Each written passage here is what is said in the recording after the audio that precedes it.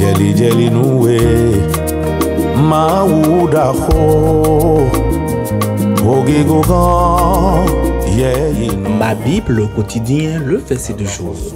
1 Thessaloniciens chapitre 5, le verset 3, je cite. Quand les hommes diront paix et sûreté, alors une ruine soudaine les surprendra. Comme les douleurs de l'enfantement surprennent la femme enceinte, et ils n'échapperont point. Fin de citation, glorifions le Seigneur.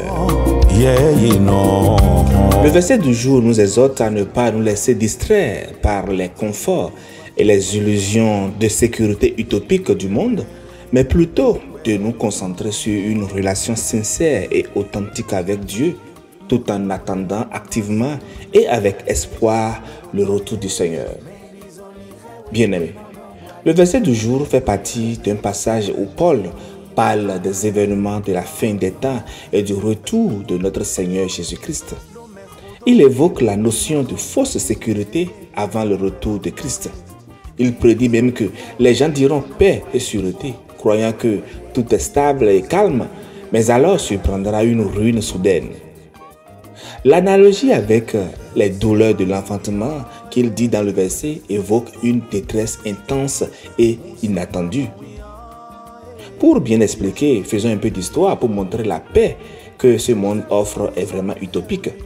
À l'issue de la Première Guerre mondiale, la Société des Nations est créée. Cependant, les bons principes et les bonnes intentions n'empêchèrent point l'explosion de la Seconde Guerre mondiale, encore plus meurtrière, encore plus généralisée. Devant l'incapacité de la Société des Nations à éviter les conflits, l'ONU, une nouvelle organisation internationale, voit le jour en octobre 1945 avec toujours le même objectif, assurer la paix dans le monde. Or, bien-aimés, depuis cette date, il y a eu 248 conflits armés dans le monde. Les derniers en date étaient ceux donc de l'Ukraine et de la Russie, également ceux de Damas et d'Israël.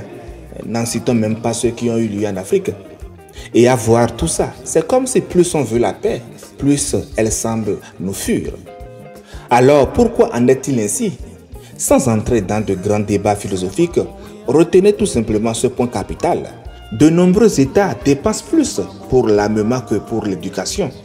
Alors que l'on veut la paix, que l'on parle de paix et de sûreté, on se dote de tout ce qu'il faut pour la destruction.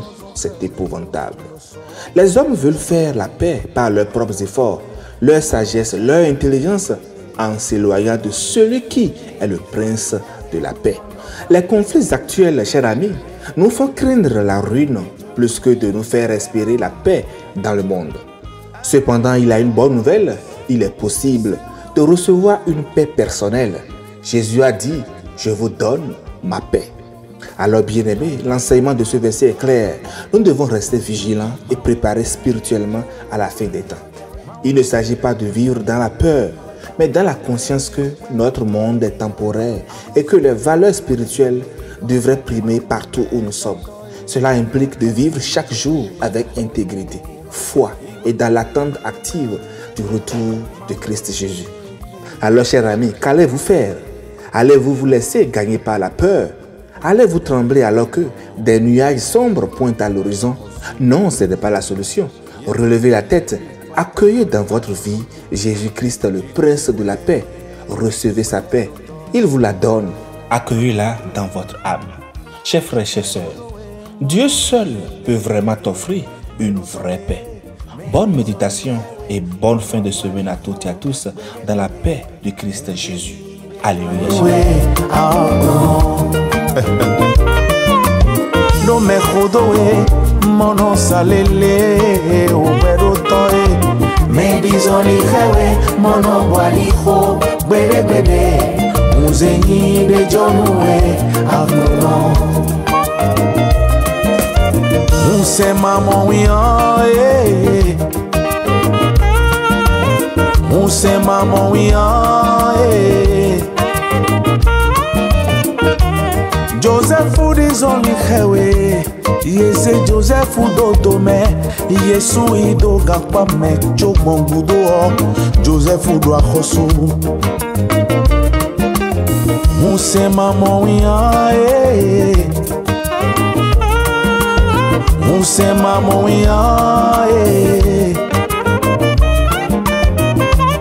David disons les hewe Ye gudo tornado chogon gudo David doit khosu do me khodo we mono salele Beru toy me disons les hewe mono bwali kho bere bere unzeni